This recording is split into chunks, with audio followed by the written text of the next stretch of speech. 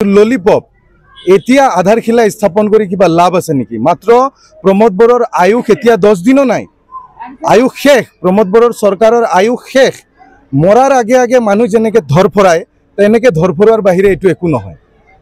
তেওঁ যিহেতু শ্ৰীৰামপুৰ সমষ্টিত যোৱাবাৰ কংগ্ৰেছৰ চিনত জিকি ফেলে গাদ্দাৰী কৰি শ্ৰীৰামপুৰবাসীক এৰি থৈ আহিলে, আধা ঘণ্টাত বিক্ৰী হ'ল। গতিকে সজল সিঙক ইয়াৰ ৰাইজে আঁকোৱালি ল'ব খোজা নাই।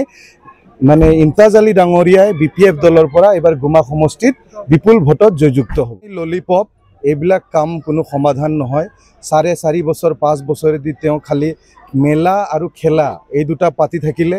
এতিয়া আধাৰশিলা, মেলা খেলা আৰু আধাৰশিলা এইটোৱে হ'ল প্ৰমোদ বড়োৰ নীতি। এইবিলাক আধাৰশিলা তেনেকেই চন পৰি যাব। এইবিলাক কোনো কাম কৰাৰ উদ্দেশ্যে বা কমপ্লিট কৰাৰ উদ্দেশ্যে মানে দিয়া আধাৰশিলা নহয়। এইবিলাক জাষ্ট মানে নিৰ্বাচনী ললিপপ।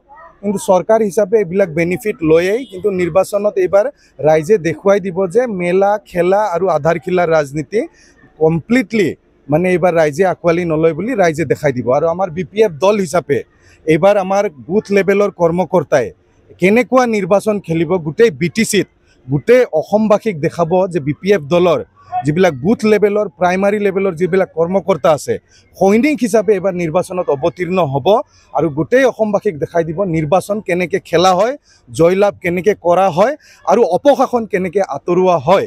এইবাৰ BPF দলৰ কৰ্মকৰ্তাই দেখাই দিব। গুমা সমষ্টিত এইবাৰ চুনামি আহিছে।